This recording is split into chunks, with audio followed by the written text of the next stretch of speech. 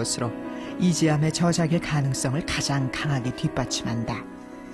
이 책의 특징은 바로 70% 이상이 행운의 궤로 구성되어 있다는 것이다. 이 때문에 토정 비결을 보는 사람들은 대부분 희망과 위로의 메시지를 얻을 수 있는 것이다. 토정 비결은 어떻게든 희망을 주기 위한 역술서인 것이다. 그렇다면 토정 비결의 운세는 구체적으로 어떻게 나오는 것일까? 한 역술인을 찾았다. 토정 비결을 보기 전에 먼저 사주로 운세를 보기로 했다. 이 주역에 의한 이런 그 사주로 보니까 금년 손재수가 나와 있단 말이에요. 나와 있기 때문에 사실은 금년에 어떤 그 투자하는 것은 아주 위험한 거예요, 사실 이게. 금년은 그냥 현상 유지 정도로 만족해야 되고 조금 자중해야 되고 차라리 금년 운세는 복지 부동을 해야 되는 거예요. 자, 이게 한번 보겠습니다. 그렇다면 토정 비결의 운세는 어떻게 나올까? 기람은 있고 흉함이 없는 형상이다. 상당히 좋으네요. 재수 대통이라 해가지고 뭔가 재물 관계에 아주 크게 형통하다, 좋아진다, 큰 돈 만진다 이런 나와 있어요. 네. 그러니까 금년도 토정 비결 보니까 굉장히 좋으니까 이것만 믿고 한다면 그대로 뭘 투자해도 다 잘 된다는 이런 뜻이에요. 주역이 사주팔자로 운세를 보는 반면 토정 비결은 생시가 빠진 삼주 육자로만 본다. 토정 비결 또한 주역의 궤를 기본으로 하고 있으나 주역보다 훨씬 단순한 방법으로 보기 때문에 토정 비결은 누구나 볼 수 있는 손쉬운 역술서다. 토정 비결을 토정 이지암의 저작이라고 믿는 이유도 바로 이 때문이다. 전문적으로 공부하지 않고도 쉽게 자신의 운세를 보며 희망을 가질 수 있는 이 책의 특성이 바로 삶에 지친 백성들에게 희망과 위로를 주고자 끊임없이 노력했던 이지암의 면모와 그대로 닮아있기 때문이다.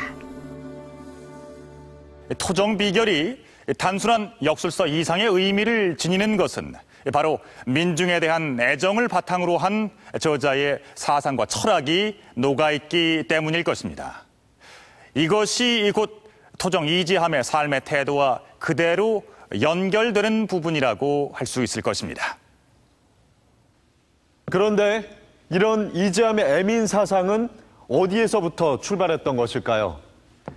명문 사대부 집안의 자손으로 태어나 관직에 나가 부와 명예를 누리면서 얼마든지 편하게 살 수도 있었을 텐데 놀랍게도 이지암은 스스로 양반의 길을 포기하는 삶을 선택했습니다. 그는 왜 이런 결단을 내렸던 것일까요?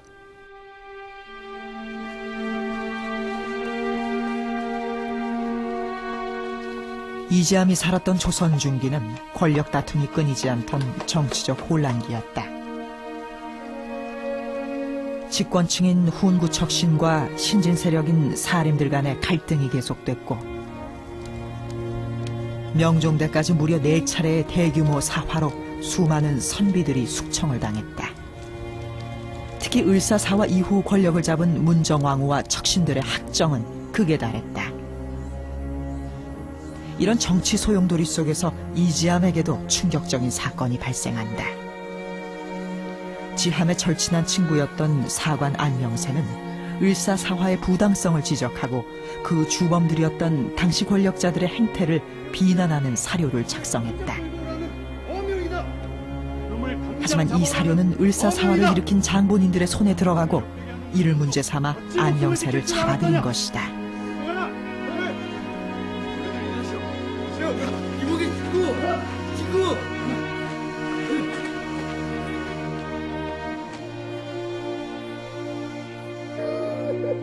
끌려간 안명세는 끝까지 을사사화의 부당성을 이야기하며 자신의 뜻을 굽히지 않았다. 결국 그는 고문 끝에 숨진다. 사관으로서의 양심을 지키며 무고하게 죽은 친구의 죽음은 지함에게 지울 수 없는 상처를 남겼다. 그러나 이것으로 끝이 아니었다.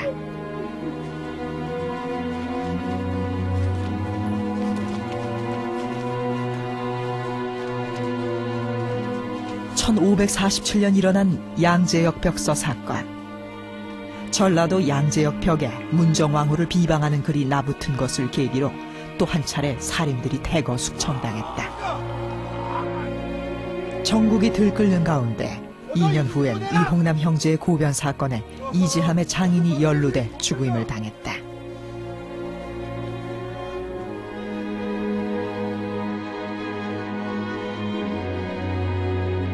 절친한 친구와 장인의 무고한 죽음을 목격한 지함은 더 이상 과거의 뜻을 두지 않는다.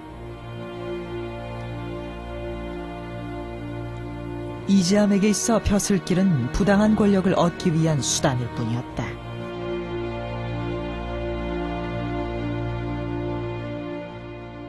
바로 그 김여사 이후로 제대로 그 정치를 하고 또 백성을 위해서 하는 유학을 실천하는 사람에 대해서는 거의 기양을 갖습니다.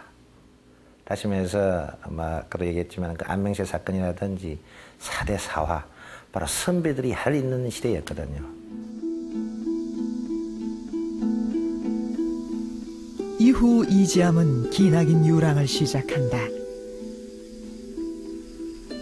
이 유랑 시절에도 지함은 때때로 거진 미치광이 행사를 하고 돌아다녀야 할 만큼 당시는 어지러운 시대였다.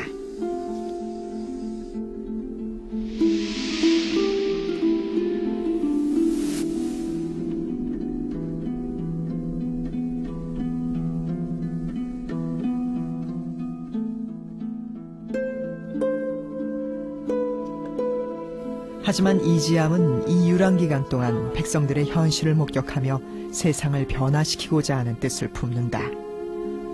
그는 제야의 지식인들을 끊임없이 만나며 개혁의 방안을 모색했다. 지함과 두터운 교분을 나눴던 이들 중에서 대표적인 사람이 바로 남명조식이다. 그는 제야에 머무르면서도 현실 정치의 모순에 적극적으로 비판을 가했던 강직한 학자였다. 이지함과 조식은 둘 다 현실 정치가 해결할 수 없는 민생의 곤궁 문제에 대해 깊은 고민을 하며 해결 방법을 모색해왔던 사람들이다. 조식은 명종 말년에 왕의 부름을 받고 조정에 들어가 자신의 생각을 거침없이 피력했다.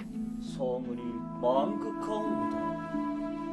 바른 정치를 하려면 어떻게 해야 되는지 정의 조언을 듣고 이 자리에서 조식은 왕이 나라를 다스리는 도리에 대해 정치 제도를 혁신하는 것, 인재를 등용하는 것, 임금 자신의 학문에 힘쓰는 것 등을 강조했다. 정치를 펼치는 것이 좋을 듯하옵니다. 또한 부정부패 연루된 조정 이지함이 남명조식이나 화담석영덕 그리고 이 정령과 같은 인물들과 활발히 교류하고 있었다라는 이런 점들을 고려를 했을 때 결국 조선 중기에는 이지함과 같은 생각을 하고 있는 성리학적인 사고에서 조금은 탈피하고 이런 성리학의 문제점을 보완할 수 있는 사상을 실천하려고 했던 이런 지식인 그룹들이 상당히 존재를 했다라는 것. 이것은 뚜렷하게 나타난다. 이지함은 후학양성에도 힘을 쏟았다. 특히 그는 재능 있는 노비나 천민 출신의 제자를 가르치는 데 힘을 쏟았다. 천민 출신의 석이라는 사람이 학문을 이룰 수 있도록 도와주는가 하면 노비 출신의 김순종이라는 아이를 데려와 가르치며